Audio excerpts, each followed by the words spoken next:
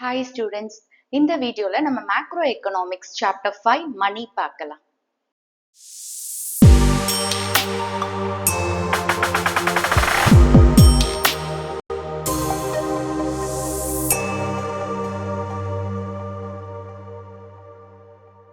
மணி அப்படின்ற ஒரு விஷயம் வரத்துக்கு முன்னாடி பாத்தீங்கன்னா வேர்ல்ட் ட்ரேட் வந்து பேட்டர் சிஸ்டம் ஆஃப் எக்ஸ்சேஞ்சை ஃபாலோ பண்ணி நடந்துட்டு இருந்தது. ஸோ அந்த காலத்துலலாம் பாத்தீங்கன்னா ஹியூமன் நீட்ஸ் வந்து ரொம்ப சிம்பிள், அதே மாதிரி அது ரொம்ப கம்மியா தான் இருந்துச்சு. அதனால பீப்புள் அவங்களோட வாண்ட்ஸை சாட்டிஸ்ஃபை பண்ணிக்கிறதுக்கு அவங்களுக்குள்ள குட்ஸை எக்ஸ்சேஞ்ச் பண்ணிக்கிட்டாங்க. ஸோ அதுக்கு பேர் தான் barter exchange. So barter exchange அப்படின்றது வந்து exchange of goods for goods. So இந்த எக்ஸாம்பிள்ஸ்ல நீங்க பார்க்கலாம். இங்க மணி டிரான்சாக்ஷனே கிடையாது. இங்க என்ன பண்றாங்க, ஒருத்தர் கையில என்ன குட்ஸ் இருக்கோ அதை இன்னொருத்தர் கிட்ட கொடுக்குறாங்க, இன்னொருத்தர் கையில என்ன குட்ஸ் இருக்கோ அதை வாங்கிக்கிறாங்க. சோ இந்த மாதிரி தான் வந்துட்டு எக்ஸ்சேஞ்ச் நடந்துட்டு இருந்தது அப்போ. சோ அந்த எக்கானமியை நம்ம பேட்டர் எக்கானமின்னு சொல்லுவோம், இல்ல சி டு சி எக்கானமி அப்படின்னு சொல்லுவோம். சி அப்படின்றது கமாடிட்டி. சோ இத கமாடிட்டி டு கமாடிட்டி எக்கானமி அப்படின்னு சொல்லலாம். இதுதான் barter exchange. Double coincidence of wants இருந்தாதான் இந்த பேட்டர் சிஸ்டம் ஒர்க் ஆகும். டபுள் கோஇன்சிடென்ஸ் ஆஃப் வாண்ட்ஸ் அப்படின்றது, இப்ப இந்த இமேஜ்ல பாருங்க, இவர்கிட்ட ஃபிஷ் இருக்கு, இவங்க கிட்ட மீட் இருக்கு. இப்போ இவங்களுக்கு அந்த ஃபிஷ் தேவைப்படணும், அதே மாதிரி இவருக்கு வந்து அந்த மீட் தேவைப்படணும். அப்ப ரெண்டு பேரும் எக்ஸ்சேஞ்ச் பண்ணும்போது அவங்க ரெண்டு பேரோட வாண்ட்ஸும் மியூச்சுவலா ஒரே நேரத்துல ஃபுல்ஃபில் ஆகும். அதை தான் நம்ம டபுள் கோஇன்சிடென்ஸ் ஆஃப் வாண்ட்ஸ் அப்படின்னு சொல்றோம். சோ செல்லர் அண்ட் பையரோட வாண்ட்ஸ் வந்து மியூச்சுவலா ஒரே நேரத்துல ஃபுல்ஃபில் ஆகணும். அதுக்கு பேர் தான் double coincidence of wants. But பிராக்டிக்கலா பாத்தீங்கன்னா இது நடக்காது, இது ரொம்ப கஷ்டம். ஓகே, சோ ஒரே நேரத்துல இவருக்கும் இவங்களுக்கு ஃபிஷ் வேணும், இவருக்கு வந்து மீட் வேணும் அப்படிங்கிறது பிராக்டிக்கல் லைஃப்ல ரொம்ப கஷ்டம். சோ இதனால ட்ரேடிங் காஸ்ட் வந்து ஜாஸ்தி ஆகும். எக்கனாமிக் ஆக்டிவிட்டிஸ் இன்க்ரீஸ் ஆக இந்த பேட்டர் எக்ஸ்சேஞ்ச் வந்து ரொம்ப காம்ப்ளிகேட்டட் ஆயிடுச்சு. ஸோ பேட்டர் எக்ஸ்சேஞ்சோட லிமிடேஷன்ஸ் என்ன அப்படிங்கிறத பார்க்கலாம். ஃபர்ஸ்ட் லிமிடேஷன் வந்து lack of double coincidence of wants. Double coincidence of வாண்ட்ஸ்னா என்னன்னு இப்ப பார்த்தோம் இல்லையா?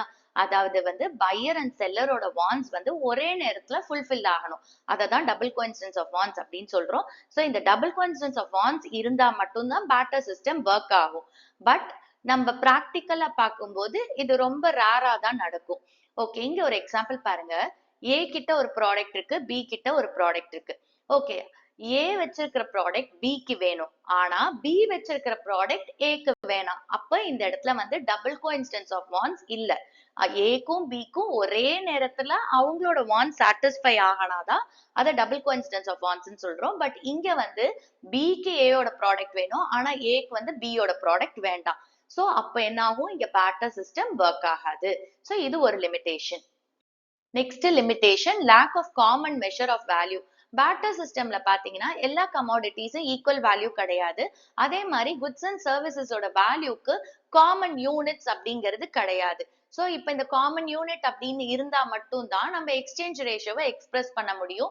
பட் பேட்டர் சிஸ்டம்ல அந்த மாதிரி குட்ஸ் அண்ட் சர்வீசஸோட வேல்யூக்கு காமன் யூனிட் கிடையாது.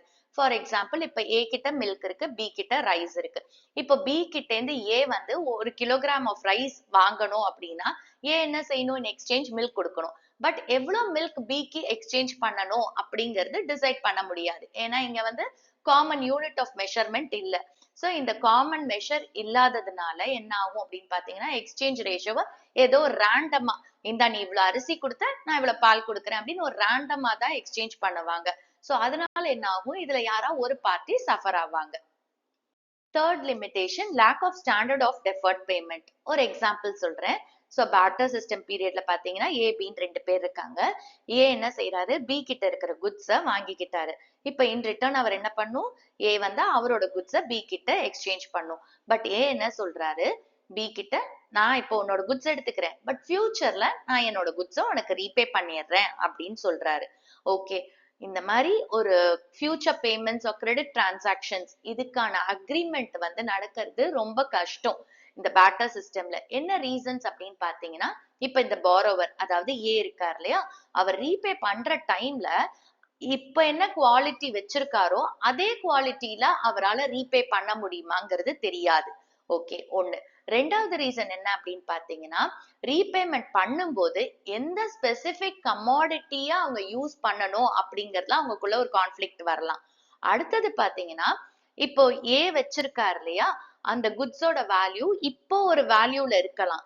ஆனா அவர் ரீபே பண்ற டைம்ல அந்த குட்ஸோட வேல்யூ கம்மியாவும் ஆகலாம், இல்ல ஜாஸ்தியாவும் ஆகலாம். சோ இந்த மாதிரி ரீசன்ஸ் இருக்கிறதுனால இந்த பேட்டர் சிஸ்டம்ல ஃபியூச்சர் பேமெண்ட்ஸ் ஆர் கிரெடிட் டிரான்சாக்ஷன்ஸ்க்குள்ள போற கான்ட்ராக்ட்ஸ் எல்லாமே வந்து கொஞ்சம் கஷ்டம் தான். ஓகே. சோ அப்ப குட்ஸ்ல வந்து நம்ம டெஃபர்ட் பேமெண்ட்ஸ் பண்றது ரொம்ப கஷ்டம். சோ பேட்டர் எக்ஸ்சேஞ்ச்க்கு இது ஒரு limitation. Next limitation lack of store of value. So barter சிஸ்டம்ல பாத்தீங்கன்னா ஃபியூச்சர் யூஸ் அப்படின்னு சொல்லி பீப்புள் வந்து அவங்களோட குட்ஸை ஸ்டோர் பண்ண முடியாது. என்ன ரீசன் அப்படின்னு பாத்தீங்கன்னா சில குட்ஸ் லைக் வெஜிடபிள்ஸ்க்கெல்லாம் டியூரபிலிட்டி இருக்காது. ஸோ அது என்ன ஆகும், சீக்கிரம் கெட்டு போயிடும். ஸோ இந்த ஸ்டோரேஜ் ஆஃப் குட்ஸுக்குமே நிறைய டைம் அண்ட் எஃபர்ட்ஸ் தேவைப்படும். ஸோ இந்த lack of store of value அப்படின்றது ஒரு லிமிடேஷன். இந்த மாதிரி லிமிடேஷன்ஸ் எல்லாம் இருந்ததுனால பேட்டர் எக்ஸ்சேஞ்ச் வந்து ரொம்ப நாளே கண்டினியூ ஆக முடியல. சோ அதனால என்ன பண்ணாங்க, மானிட்டரி எக்ஸ்சேஞ்ச் அப்படின்னு ஒண்ணு கொண்டு வந்தாங்க. மானிட்டரி எக்ஸ்சேஞ்ச் அப்படின்றது மணியை வச்சு குட்ஸ் அண்ட் சர்வீசஸ் நம்ம வாங்குறது விற்கிறது. மணியோட ஃபங்க்ஷன்ஸ் என்ன அப்படிங்கறத பார்க்கலாம். சோ மணியோட ஃபங்க்ஷன்ஸை மேஜரா நம்ம ரெண்டு விதமா கிளாசிஃபை பண்ணலாம். ஒன்னு பிரைமரி ஃபங்க்ஷன், இன்னொன்னு செகண்டரி ஃபங்க்ஷன். எகெயின் இந்த பிரைமரி ஃபங்க்ஷன் செகண்டரி ஃபங்க்ஷனை ஃபர்தரா நம்ம கிளாசிஃபை பண்ணும்போது பிரைமரி ஃபங்க்ஷன் கீழே மீடியம் ஆஃப் எக்ஸ்சேஞ்ச் வரும், மெஷர் ஆஃப் வேல்யூ வரும். அண்ட் செகண்டரி ஃபங்க்ஷன் கீழே standard of deferred payment, store of value. First நம்ம பிரைமரி ஃபங்க்ஷன்ஸ் பார்க்கலாம். Primary functions basic functions or main function அப்படின்னு கூட சொல்லலாம். சோ இந்த பிரைமரி ஃபங்க்ஷன்ஸ் கீழே என்னென்ன வருது அப்படின்னு பார்க்கலாம். ஃபர்ஸ்ட் ஒன் வந்து மீடியம் ஆஃப் எக்ஸ்சேஞ்ச். மணி அப்படின்றது ஒரு மீடியம் ஆஃப் எக்ஸ்சேஞ்ச். அதாவது குட்ஸ் அண்ட் சர்வீசஸ்க்கு இருக்கிற எல்லா டிரான்சாக்ஷன்ஸுக்குமே நம்ம என்ன பண்றோம், மணியை வச்சுதான் பே பண்றோம். சோ அதனால இது ஒரு மீடியம் ஆஃப் எக்ஸ்சேஞ்ச். இப்ப நான் குட்ஸ் வாங்கணும் அப்படின்னா நான் பணத்தை பே பண்றேன். இப்ப நான் குட்ஸை விற்கணும் அப்படின்னா நான் பணத்தை வாங்கிக்கிறேன். சோ அதனால இது ஒரு மீடியம் ஆஃப் எக்ஸ்சேஞ்ச் அண்ட் இது ஒரு எசென்ஷியல் ஃபங்க்ஷன். மணிக்கு வந்து ஜெனரல் அக்செப்டபிலிட்டி அப்படின்ற ஒரு குவாலிட்டி இருக்கு. சோ என்ன மாதிரி டிரான்சாக்ஷன்ஸா இருந்தாலும் சரி, மணி அப்படிங்கிற ஒரு விஷயத்த எல்லாருமே அக்செப்ட் பண்ணிக்கிறாங்க. ஓகே. சோ எல்லா எக்ஸ்சேஞ்சஸுமே மணி அப்படிங்கிற ஒரு விஷயத்தை வச்சுதான் நடக்குது. அண்ட் இந்த ஃபங்க்ஷன் பாத்தீங்கன்னா டபுள் கோஇன்சிடென்ஸ் ஆஃப் வான்ஸுக்கு சில டிஃபிகல்டிஸ் இருந்துச்சு இல்லையா, அதெல்லாம் ஓவர் கம் பண்ணுது. அதே மாதிரி பேட்டர் சிஸ்டமோட லிமிடேஷன்ஸை ரிமூவ் பண்ணுது.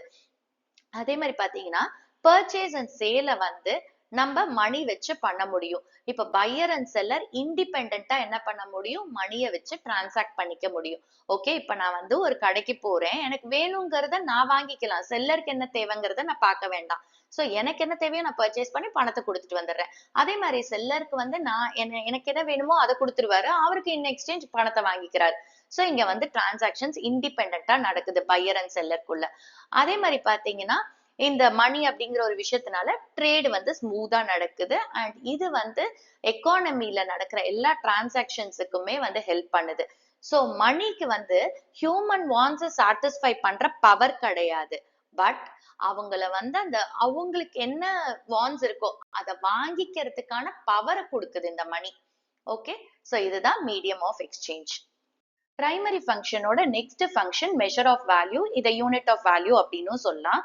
சோ மணி பாத்தீங்கன்னா இது ஒரு measure of value. And money வந்து காமன் டினாமினேஷன் அப்படிங்கிற ஒரு விஷயத்துல ஒர்க் ஆகுது. காமன் டினாமினேஷனா 10 rupees, 20 rupees, 500 rupees, 1000 rupees அந்த மாதிரி சொல்றோம் இல்லையா, அந்த மாதிரி காமன் டினாமினேஷன்ல ஒர்க் ஆகுது. அண்ட் இந்த காமன் டினாமினேஷன் வச்சு நம்ம என்ன செய்யறோம், எல்லா குட்ஸ் அண்ட் சர்வீசஸோட வேல்யூவை எக்ஸ்பிரஸ் பண்றோம். சோ ஒரு ப்ராடக்ட் எடுத்துக்கிட்டா அந்த ப்ராடக்ட்டுக்கு ஒரு பிரைஸ் சொல்றோம். ஓகே. சோ அந்த மாதிரி ஒரு அந்த காமன் டினாமினேஷனை வச்சு நம்ம எல்லா குட்ஸ் அண்ட் சர்வீசஸோட வேல்யூவை ஃபிக்ஸ் பண்றோம். அதே மாதிரி பாத்தீங்கன்னா இந்த குட்ஸ் அண்ட் சர்வீசஸோட வேல்யூவை நம்ம ஒரு சிங்கிள் யூனிட்டுக்கு ரெடியூஸ் பண்றோம். அந்த சிங்கிள் யூனிட்டுக்கு பேர் தான் பிரைஸ். சோ அப்ப என்ன ஆகுது, ஒரு பிரைஸை ஃபிக்ஸ் பண்ணும்போது ப்ராடக்ட்ஸ் எக்ஸ்சேஞ்ச் பண்றது ரொம்ப ஈஸி ஆகுது. இப்ப நான் ஒரு கடைக்கு போறேன், ஒரு ப்ராடக்ட் வாங்குறேன், அதுக்கு ஒரு பிரைஸ் இருக்கு. சோ நான் மணியை கொடுத்து அந்த ப்ராடக்ட்டை வாங்கிட்டு வந்துடுறேன். சோ எக்ஸ்சேஞ்சிங்க வந்து ரொம்ப சிம்பிளா இருக்கு. அண்ட் நான் இந்த பிரைஸை வச்சு என்ன பண்ண முடியும், ஒரு ப்ராடக்ட்டையும் இன்னொரு ப்ராடக்ட்டையும் கம்பேரும் பண்ண முடியும். அதே மாதிரி பாத்தீங்கன்னா இந்த ஃபங்க்ஷன் வந்து பிசினஸ் அக்கௌண்ட்ஸை மெயின்டைன் பண்றதுக்கு ஃபெசிலிட்டேட் பண்ணுது. இப்போ பேட்டர் சிஸ்டம்ல பாத்தீங்கன்னா ஒரு கோழிக்கு ஒரு ஆடை எக்ஸ்சேஞ்ச் பண்றாங்கன்னா அதை போய் பிசினஸ் அக்கௌண்ட்ஸ்ல எப்படி எழுத முடியும். பட் இங்க நம்ம ஒரு மணி வேல்யூ வச்சு சொல்றோம். சோ அப்ப என்ன பண்ண முடியும், நம்ம ஒரு பிரைஸ் வைக்கும் போது நம்ம பிசினஸ் அக்கௌண்ட்ஸை நீட்டா மெயின்டைன் பண்ணிக்க முடியும். ஓகே. லைக் இவ்வளவு எக்ஸ்பென்சஸ் ஆச்சு, இவ்வளவு இன்கம் வந்துச்சு அப்படிங்கறத நம்ம மணி வேல்யூல எக்ஸ்பிரஸ் பண்றோம். அண்ட் மணி பாத்தீங்கன்னா இப்போ ஒரு குட்ஸ் அண்ட் சர்வீசஸ் மத்த குட்ஸ் அண்ட் சர்வீசஸ் அதோட ரிலேட் பண்ணி நம்ம அதை கால்குலேட் பண்ண முடியும். ஸோ இதை தான் நம்ம யூனிட் ஆஃப் அக்கவுண்ட் அப்படின்னு சொல்றோம். இப்போ இந்தியாவோட யூனிட் ஆஃப் அக்கவுண்ட் அப்படின்றது ருபி. அதே இங்கிலாந்துல யூனிட் ஆஃப் அக்கவுண்ட் அப்படிங்கிறது பவுண்டு. அதே வந்து நம்ம யூஎஸ்ல சொல்லும் போது அந்த unit of account dollars. Next நம்ம செகண்டரி ஃபங்க்ஷன்ஸ் பார்க்கலாம். செகண்டரி ஃபங்க்ஷன்ஸ் வந்து பிரைமரி ஃபங்க்ஷன்ஸ்ல இருந்து தான் டிரைவ் ஆயிருக்கு. ஸோ அதனால இது டெரிவேட்டிவ் ஃபங்க்ஷன் அப்படின்னு சொல்லலாம். ஸோ என்னென்ன ஃபங்க்ஷன்ஸ் இந்த செகண்டரி ஃபங்க்ஷன்ஸ் கீழே வரும் அப்படின்னு பார்ப்போம். ஃபர்ஸ்ட் ஒன் வந்து standard of deferred payments. Money அப்படின்றது standard of deferred payment. For example, இன்னைக்கு நான் ஒரு ப்ராடக்ட் வாங்கிட்டு நான் என்ன செய்வேன், ஃபியூச்சர் டேட்ல அதுக்கு பே பண்ணுவேன் மணியை. ஓகே, ஸோ அதனால மணி வந்து ஒரு ஸ்டாண்டர்ட் ஆஃப் டெஃபர்ட் பேமெண்ட். இன்னைக்கு பிசினஸ் வேர்ல்ட்ல பாத்தீங்கன்னா மில்லியன்ஸ் ஆஃப் டிரான்சாக்ஷன்ஸ்ல பேமெண்ட்ஸ் வந்து இமீடியட்டா நடக்கிறது இல்ல, ஃபியூச்சர் டேட்ல தான் நடக்குது. ஸோ இந்த மாதிரி கிரெடிட் டிரான்சாக்ஷன்ஸை வந்து மணி என்கரேஜ் பண்ணுது. அதே மாதிரி எக்கானமில கேபிட்டல் ஃபார்மேஷனுக்கும் எக்கனாமிக் டெவலப்மெண்ட்டுக்கும் இது ஹெல்ப் பண்ணுது. ஏன் இந்த ஃபங்க்ஷன் இம்பார்ட்டன்ட் அப்படின்னா, மணி வந்து ஒரு ஸ்டாண்டர்ட் ஆஃப் டெஃபர்ட் பேமெண்டா இருக்கிறதுனால பாரோயிங் அண்ட் லெண்டிங் ஆப்ரேஷன்ஸ் வந்து சிம்பிளிஃபை ஆயிடுச்சு.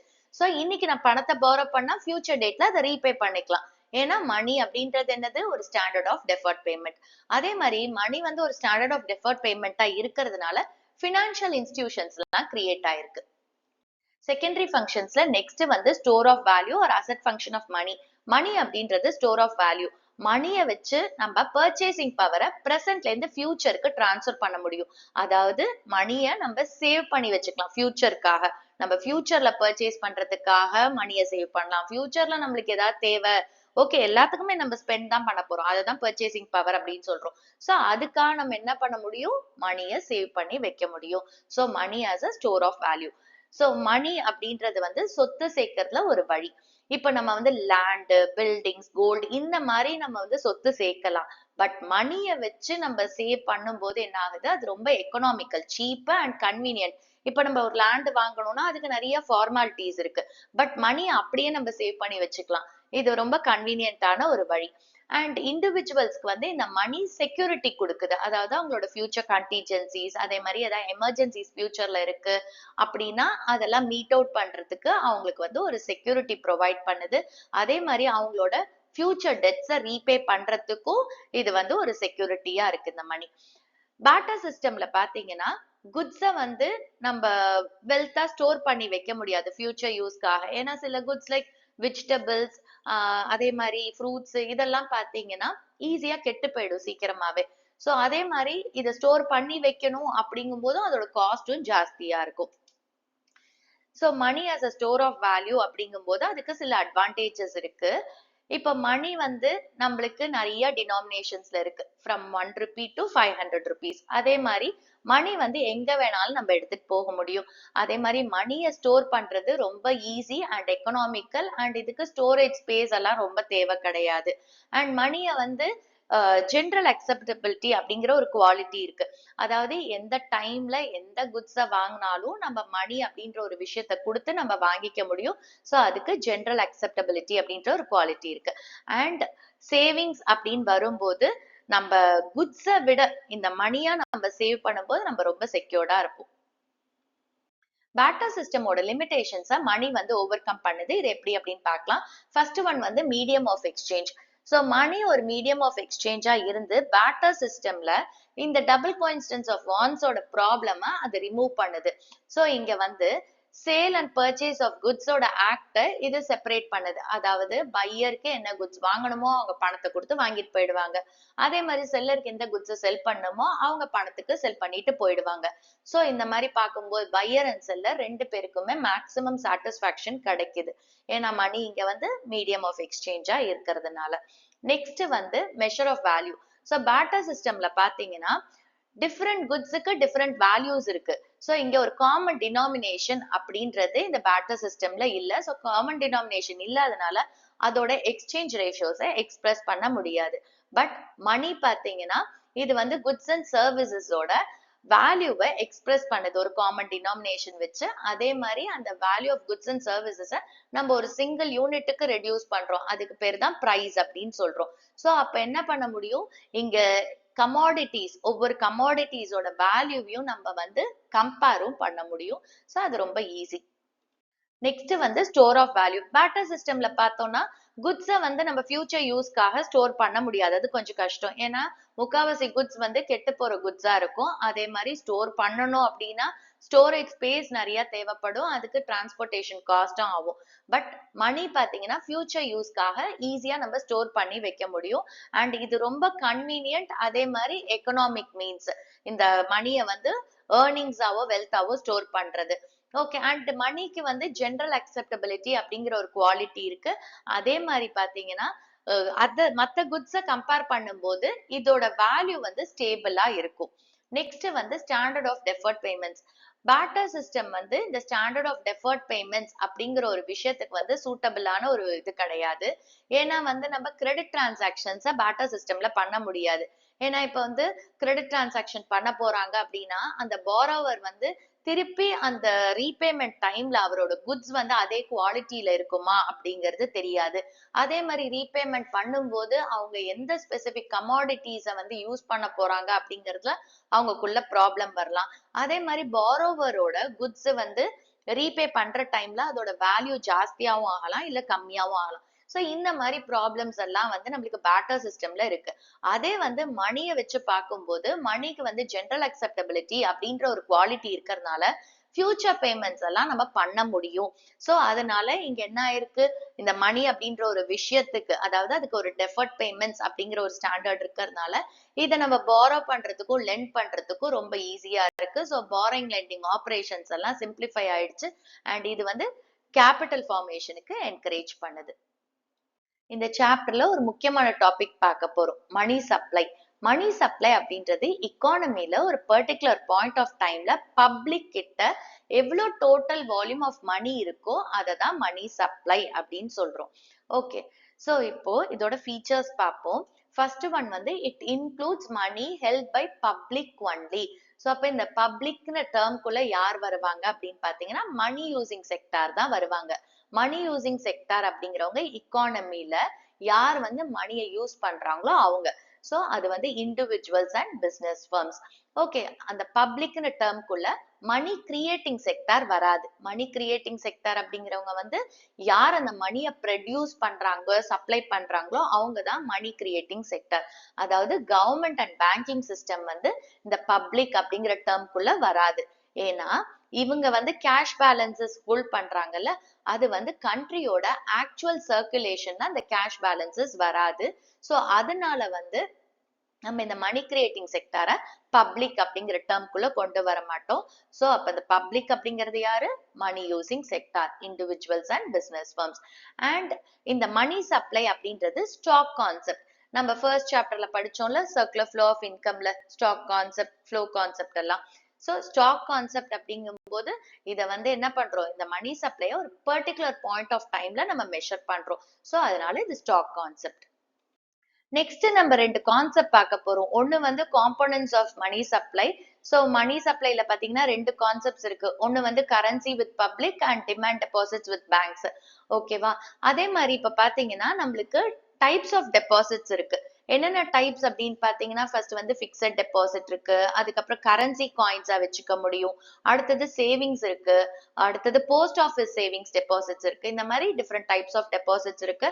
அண்ட் மணி சப்ளைய மெஷர் பண்றதுக்கு நம்ம வந்து M1, M2, M3, M4ங்கிற கான்செப்ட் யூஸ் பண்ணுவோம். சோ இதெல்லாம் என்னங்கறத பார்க்கலாம். மணி சப்ளையோட காம்போனன்ட்ஸ் பார்க்கலாம். மணி சப்ளைல ரெண்டு மெயின் காம்போனன்ட்ஸ் இருக்கு. ஒன்னு வந்து கரன்சி வித் பப்ளிக், இன்னொன்னு demand deposits with bank. First நம்ம வந்து கரன்சி வித் பப்ளிக் பார்க்கலாம். கரன்சி அப்படின்றது paper notes and coins. So public கிட்ட இருக்கிற பேப்பர் நோட்ஸ் அண்ட் காயின்ஸ் தான் கரன்சி வித் பப்ளிக் அப்படின்னு சொல்றோம். அண்ட் கரன்சி பாத்தீங்கன்னா மத்த எல்லா அசெட்ஸை விட இது வந்து ரொம்ப லிக்விடான அசெட். அண்ட் காயின்ஸ்ல டினாமினேஷன்ஸ் வந்து நம்மளுக்கு 10 rupees, 5 rupees, 2 rupees, 1 rupee இந்த மாதிரி இருக்கு. அண்ட் பேப்பர் நோட்ஸோட டினாமினேஷன்ஸ் வந்து 500 rupees, 200 rupees, 100 rupees இந்த மாதிரி இருக்கு. கரன்சி மணியை நம்ம ஃபியட் மணி அப்படின்னு சொல்லலாம். ஃபியட் மணி அப்படின்றது கவர்மெண்ட் வந்து இது மணியா ஆக்ட் பண்ணும் அப்படின்னு சொல்லி ஒரு ஆர்டர் கொடுத்திருக்காங்கல்ல, அதுதான் ஃபியட் மணி. அப்ப அந்த மணியை வச்சு நம்ம என்ன செய்ய முடியும், நம்மளோட டெட்ஸ் எல்லாத்தையும் பே பண்ணிக்க முடியும், நம்மளோட ஆப்ளிகேஷன்ஸ்க்கு அதை பே பண்ணிக்க முடியும். சோ அதுதான் ஃபியட் மணி. இப்ப 2000 rupees நோட் எல்லாம் கிடையாது. ஓகே. அப்ப இந்த 2000 rupees நோட்ஸுக்கு ஆர்டர் கிடையாது கவர்மெண்ட் கிட்ட இருந்து இது மணி அப்படின்னு சொல்லி, அப்ப அது ஃபியட் மணி கிடையாது. ஓகே. அதே மாதிரி இத வந்து லீகல் டெண்டர் மணி அப்படின்னு சொல்லலாம். ஏன்னா இதுக்கு லீகல் ஸ்டேட்டஸ் இருக்கு. இந்த 200 rupees 100 rupees இதுக்கு எல்லாமே லீகல் ஸ்டேட்டஸ் இருக்கு. சோ அப்போ நம்மளோட டெட்ஸ பே பண்றதுக்கு இதை யூஸ் பண்ணிக்க முடியும். Next component demand deposits with bank. Demand டெபாசிட்ஸை நம்ம பேங்க் மணி அப்படின்னு சொல்லலாம். இது ஒரு எக்ஸாம்பிள்ல சொல்றேன். இப்ப நான் வந்து ஒரு ஜெனரல் பப்ளிக், நான் என்ன செய்யறேன், ஒரு பேங்க்குக்கு போறேன், ஒரு அக்கௌண்ட் ஓபன் பண்ணிக்கிறேன். அப்ப நான் அந்த பேங்கோட அக்கௌண்ட் ஹோல்டர் ஆயிடுறேன். இப்ப என் கையில வந்து எக்ஸஸா பணம் இருக்கு. நான் அதை என்ன செய்யறேன், அந்த பேங்க்ல கொண்டு போய் டெபாசிட் பண்ணிக்கிறேன். ஓகே, என்னோட அக்கௌண்ட்ல அவங்க போட்டுட்டே வராங்க. இப்ப எனக்கு எப்ப தேவையோ நான் என்ன செய்வேன், அவங்க கிட்ட டிமாண்ட் பண்ணுவேன். ஒரு செக் எழுதி கொடுத்து அந்த பணத்தை கொடுங்க அப்படின்னு சொல்லி நான் கேட்பேன். இதுதான் demand deposits of the public with commercial banks. Okay, so அப்ப எனக்கு எப்ப அந்த பணம் தேவையோ நான் ஒரு செக்கை கொடுத்து அதை நான் வித்ட்ரா பண்ணிக்கிறேன். சோ டிமாண்ட் டெபாசிட் வந்து கரன்சிக்கு ஈக்குவலா நம்ம ட்ரீட் பண்றோம். ஏன்னா நம்ம வந்து இதையுமே பேமெண்ட்டுக்கு கொடுக்கலாம். இப்போ ஒரு செக் இருக்குன்னா நம்ம செக்கு சைன் போட்டு உடனே பேமெண்ட் கொடுக்குறோம்ல. சோ இது கரன்சிக்கு ஈக்குவலா நம்ம ட்ரீட் பண்றோம். அதே மாதிரி பாத்தீங்கன்னா இங்க வந்து நெட் டிமாண்ட் டெபாசிட்ஸ் மட்டும் தான் இன்க்ளூட் பண்ணுவோம் இந்த டிமாண்ட் டெபாசிட்ஸ்ல. நெட் டிமாண்ட் டெபாசிட்ஸ் அப்படின்றது பப்ளிக் ஓடுது. அதாவது savings account deposit, current account deposit இதெல்லாம் வரும். ஓகே, அண்ட் இன்டர் பேங்க் டெபாசிட்ஸை நம்ம எக்ஸ்க்ளூட் பண்ணிடுவோம். இன்டர் பேங்க் டெபாசிட்ஸ் அப்படின்றது ஒரு பேங்க் வந்து அதோட பணத்தை இன்னொரு பேங்க்ல டெபாசிட் பண்ணி வச்சிருக்கோம். அதுதான் inter bank deposits. So inter bank deposits வந்து மணி சப்ளைல நம்ம எடுத்துக்க மாட்டோம். ஏன்னா அது பேங்கோட டெபாசிட். நம்ம வந்து பப்ளிக்கோட டெபாசிட்டை தான் இங்க மணி சப்ளைல நம்ம எடுத்துக்குவோம். ஓகே, நெக்ஸ்ட் வந்து term deposits are not included. Term deposits அப்படிங்கிறது ஃபார் எக்ஸாம்பிள் ஒரு பிக்சட் டெபாசிட்டை ஒரு பிக்சட் டைம்க்கு நான் போட்டு வச்சிருக்கேன் அப்படின்னா அந்த டெபாசிட்டை நம்ம எடுத்துக்க மாட்டோம். ஓகே, இப்போ நம்ம வந்து நான் ஏற்கனவே உங்களுக்கு சொன்னேன் இல்லையா, அந்த மணி சப்ளையோட மெஷர்மெண்ட்ஸ் 4 இருக்கு, M1 M2 M3 M4. So M1 நம்ம மெஷர் பண்ணும்போது டிமாண்ட் டெபாசிட்ஸை மட்டும் தான் எடுத்துக்குவோம். டேர்ம் டெபாசிட்ஸை நம்ம எடுத்துக்க மாட்டோம். ஸோ டிமாண்ட் டெபாசிட்ஸ் அப்படிங்கிறது savings account deposits plus current account deposits. Money சப்ளையோட மெஷர்ஸ் பார்க்கலாம். இது 4 பார்ட்ஸ்ல வருது. M1 M2 M3 M4. First நம்ம M1 பார்க்கலாம். M1 அப்படின்றது வந்து first and basic measure of money supply. மத்த மெஷர்ஸ் ஆஃப் மணி சப்ளை பார்க்கும்போது M1 வந்து most liquid measure of money supply. ஏன்னா இதுல வர காம்போனன்ட்ஸ் எல்லாம் மீடியம் ஆஃப் எக்ஸ்சேஞ்சா ஈஸியா யூஸ் பண்ண முடியும். ஸோ M1 ஓட காம்போனன்ட்ஸ் என்ன அப்படின்னு பாத்தீங்கன்னா currency and coins with public, demand deposits of commercial banks, other deposits with RBI. Next M2 வந்து M1 கம்பேர் பண்ணும்போது M2 வந்து ஒரு ப்ராடர் கான்செப்ட். ஓகே, ஸோ M2ல என்னென்ன காம்போனன்ட்ஸ் வரும் அப்படின்னு பாத்தீங்கன்னா M1ல வர இந்த காம்போனன்ட்ஸ் எல்லாமே வரும். ஸோ அப்ப M1 plus savings deposits with post office savings bank. சில பேர்லாம் என்ன செய்வாங்க, போஸ்ட் ஆஃபீஸ்ல சேவ் பண்ணுவாங்க பணத்தை. ஸோ அந்த சேவிங், அதாவது போஸ்ட் ஆஃபீஸ் சேவிங்ஸ் பேங்கோட சேவிங்ஸ் டெபாசிட்ஸையும் M1யும் ஆட் பண்ணா நம்மளுக்கு M2 கிடைக்கும். நெக்ஸ்ட் M3 அப்படின்றது வந்து M1 plus net time deposits with bank. அதாவது இந்த பிக்சட் டெபாசிட்ஸ் இந்த மாதிரிலாம் இருக்குல்ல, ஒரு பிக்சட் பீரியட் ஆஃப் டைம்க்கு நம்ம டெபாசிட் பண்ணி வைக்கிறோம்ல பேங்க்ல, அதுவும் வரும். ஸோ M1ம் இருக்கும், அதே மாதிரி நெட் டைம் டெபாசிட்ஸ் வித் பேங்க்கும் இருக்கும் M3ல. நெக்ஸ்ட் M4 அப்படின்றது வந்து M3, அதாவது M3ல என்ன இருக்கு, M1 plus net time deposits with bank, அதோட சேர்த்து total deposits with post office savings bank excluding national saving certificate. So national saving certificate இல்லாம போஸ்ட் ஆஃபீஸ் சேவிங்ஸ் பேங்க்ல இருக்கிற டோட்டல் டெபாசிட்ஸையும் M3 ஆட் பண்ணா M4 கிடைக்கும். இந்த வீடியோல சாப்டர் 5 மணி ஃபுல்லா பார்த்துட்டோம். ஹோப் உங்களுக்கு இந்த வீடியோ யூஸ்ஃபுல்லா இருந்திருக்கும்னு நினைக்கிறேன். புக் எடுத்து தரோவா ரீட் பண்ணுங்க அண்ட் புக் பேக் எக்ஸசைஸையும் பார்த்துக்கோங்க. தேங்க்ஸ் ஃபார் வாட்சிங் த வீடியோ.